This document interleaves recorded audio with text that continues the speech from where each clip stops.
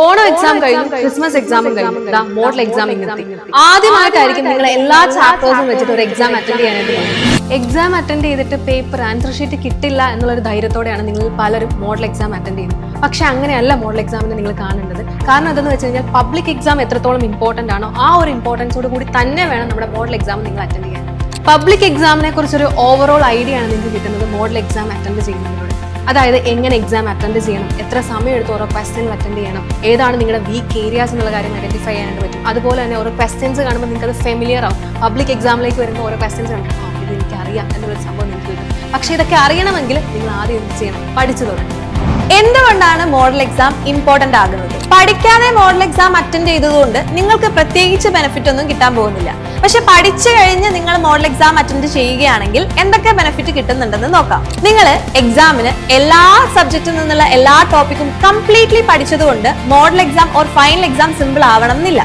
പക്ഷെ അതിനു മുന്നേ മോഡൽ എക്സാം എഴുതുകയാണെങ്കിൽ ഓരോ ടോപ്പിക്കിൽ നിന്നും എങ്ങനെയുള്ള ക്വസ്റ്റ്യൻസ് വരാം, എന്തൊക്കെ ക്വസ്റ്റ്യൻസ് വരാം, എത്ര മാർക്കിനുള്ള ക്വസ്റ്റ്യൻസ് വരാം എന്ന് ഐഡന്റിഫൈ ചെയ്യാൻ പറ്റും. അതുവഴി ഫൈനൽ എക്സാം ഈസി ആയിട്ടും കോൺഫിഡന്റ് ആയിട്ടും പ്രിപ്പയർ ചെയ്യാനും അറ്റൻഡ് ചെയ്യാനും പറ്റും. ഇനി നിങ്ങളിൽ പലരും ഫേസ് ചെയ്യുന്ന ഒരു ഇഷ്യൂ ആയിരിക്കും ടൈം മാനേജ്മെന്റ് അല്ലെ. കുറേ കാര്യങ്ങൾ പഠിച്ചിട്ടുണ്ട്, അതെങ്ങനെയാണ് എഴുതുക എന്നുള്ള കാര്യം നിങ്ങൾക്ക് അറിയാം. പക്ഷെ കറക്റ്റ് ടൈമിൽ തീർത്താൽ മാത്രമേ അതുകൊണ്ട് ബെനിഫിറ്റ് ഉണ്ടാവുള്ളൂ. അപ്പോൾ മോഡൽ എക്സാമിന് നന്നായി പ്രിപ്പയർ ചെയ്താൽ മാത്രമേ എത്രത്തോളം എഫിഷ്യന്റ് ആയിട്ട് ടൈം നിങ്ങൾക്ക് മാനേജ് ചെയ്യാൻ പറ്റുന്നുണ്ട് എന്നുള്ള കാര്യം നിങ്ങൾക്ക് മനസ്സിലാക്കാനായിട്ട് പറ്റുള്ളൂ.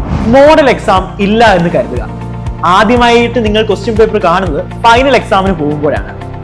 എല്ലാവർക്കും ഒരു കോൺഫിഡൻസ് ഉണ്ടായിരിക്കും നമ്മൾ എല്ലാം പഠിച്ചിട്ടുണ്ട് എന്ന്. പക്ഷേ ക്വസ്റ്റ്യൻ പേപ്പർ കാണുമ്പോഴാണ് നമ്മുടെ വീക്ക് ഏരിയാസ് ഏതെന്ന് നമുക്ക് ഐഡന്റിഫൈ ചെയ്യാൻ പറ്റുന്നത്.